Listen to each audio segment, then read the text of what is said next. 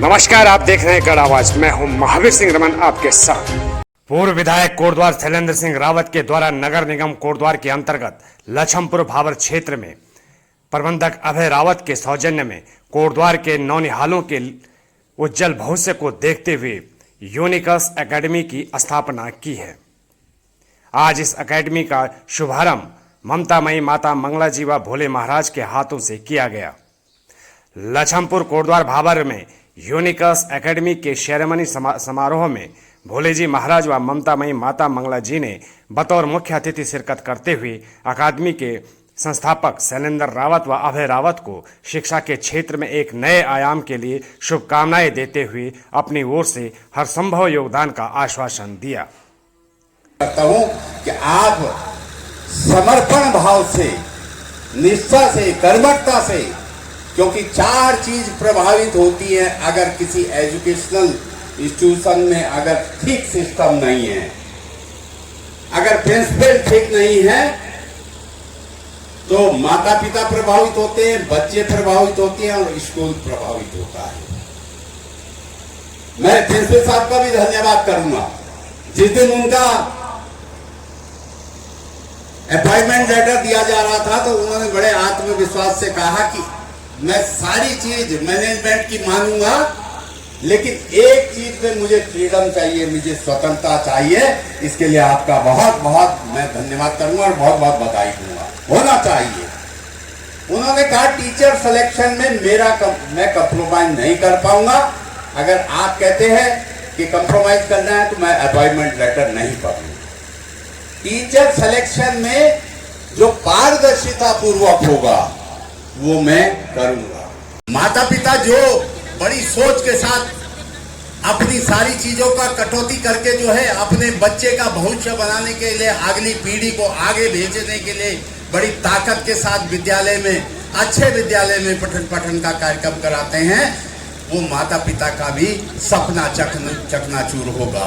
उस बच्चे का जो विद्यालय में, इस विद्यालय में पढ़ेगा, उसका भविष्य भी अंधकार की ओर जाएगा और विद्यालय का भविष्य भी अंधकार में रहेगा। अगर ये चार चीजें, अगर टीचर सिलेक्शन पहला बिंदु मजबूत नहीं हुआ, इसके लिए मैं आपको बहुत बहुत बधाई देना चाहता हूं। और इसमें और भी संभावनाएं हैं। देश और विदेश के बच्चे यहाँ पढ़े और ऐसा हमको उस दिन संतुष्टि होगी, हमारे लोगों को, हमारे नजदीकियों को संतुष्टि होगी कि ये विद्यालय विधायक जी का, पूर्व विधायक जी के बेटे का है, वो बहुत अच्छा चला रहे हैं। यही मेरी आशा अपेक्षा है। मैं माता जी से एक बहुत कम शब्दों में बोल रहा हूँ क्योंकि आपको जाना है, आपका स्वास्थ्य भी खराब है। मैं एक अनुरोध और निवेदन करना चाहता हूँ। मेरे स्वर्गीय पूज्य पिताजी ने एक बात कही थी, उस कालखंड में जब 200 साल पहले भाबर में मलेरिया होता था, हैजा होता था, चोर होते थे, डकैत होते थे, उस कालखंड में अनुसूचित जनजाति के बदौलत हम यहाँ पे आज इस प्रतिष्ठा के साथ खड़े हैं। मुझे उनका सपना याद है। उन्होंने एक बात कही थी कि इनकी हमेशा मदद करना, अनुसूचित जनजाति की, क्योंकि हमारा गांव और हमारा घर उस कालखंड में छप्पर के रूप में हुआ करता था और अगल बगल मनुष्य को नहीं मिलता था। वो लोग ही हमारे रक्षक थे, वो लोग ही हमारे अन्नदाता थे। उनकी रक्षा, सुरक्षा, उनकी आगे पीढ़ी को अच्छा करना, ये हमारा नैतिक जिम्मेदारी भी बनती है। और मेरे स्वर्गीय पूज्य पिताजी ने भी ये कुछ मुझे ऐसा संस्कार दिए थे। मैं आपसे एक चीज का वचन जरूर लूंगा इस मंच से कि मैं 1 बीघा जमीन उनके छात्रा आवास के लिए आपको दूंगा, आपकी संस्था के नाम करूंगा। लेकिन मैं ये चाहता हूं कि आपका पूरा सहयोग उसमें होना चाहिए। और मैं आपको विश्वास दिलाता हूं कि 5 साल के बाद आपको अनुसूचित जनजाति के बच्चों को जो है अलग ही श्रेणी में दिखाई देंगे। इतना मैं आपके आश्वस्त कर देना चाहता हूं। इतना हो जाना तेरी ताकत है, मेरे इश्क को कमजोर कर देना। क्या कहने, जरा जागिए, अगली पंक्ति आए तो उठाकर तालियां बताना। तेरी ताकत है मेरे इश्क को कमजोर कर देना। मेरी ताकत है तेरे सामने कमजोर हो जाना। क्या बात है, वाह वाह वाह वाह। तेरी ताकत है मेरे सामने कमजोर हो जाना। और पंक्तियां सुनिए कि किसी के दिल की मायूसी जहां से हो के गुजरी है। वाह वाह वाह करो। वाह। हाँ, स्वामी रामदेव जी कहते हैं करने से होता है। कि किसी के दिल की मायूसी जहां से हो के गुजरी है।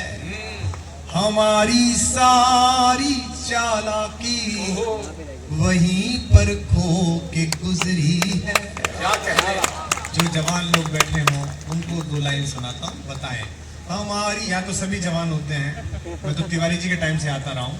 हमारी सारी चालाकी वहीं से खो के गुजरी है।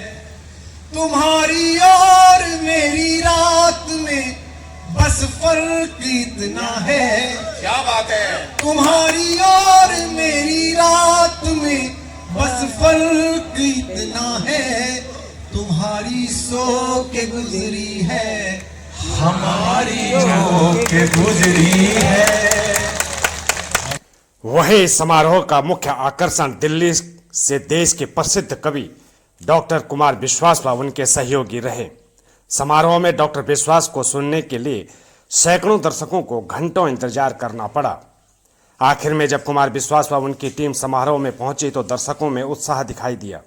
अकादमी प्रशासन ने पहली बार कोटद्वार आए डॉक्टर विश्वास का भव्य स्वागत किया। सर्वप्रथम डॉक्टर विश्वास ने मंच पर शुरुआत कर्ण ऋषि व शाकुंतला दुष्यंत की कहानी एवं सम्राट भरत के इतिहास पर प्रकाश डालते हुए कन्नड़ नगरी कोटद्वार एवं देश के नाम भारत का महत्व कोटद्वार उत्तराखंड व देशवासियों को बताया। तदोपरांत अपने एक काव्य में राजनीति कटाक्ष के साथ साथ उन्होंने व्यंग व अयोध्या रामलला की स्थापना पर स्वरचित गीत गाकर उपस्थित सैकड़ों दर्शकों का मन मोहा।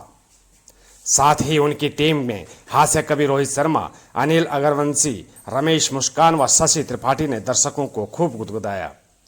कार्यक्रम के बीच में कोटद्वार विधायक व विधानसभा अध्यक्ष ऋतु खंडूड़ी भूषण ने भी कुछ समय अपनी उपस्थिति दर्ज की।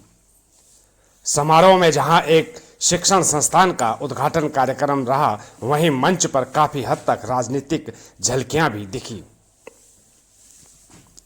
देश के महान कवि डॉक्टर विश्वास ने दिल्ली से कोटद्वार तक के सफर को काफी कठिन बताते हुए कहा कि हमने सुना था कि विकास आया है, लेकिन सड़कों की बदहाली से लग रहा है कि अभी विकास आया ही नहीं, और कब विकास आएगा इसका अनुमान लगाना भी मुश्किल लग रहा है।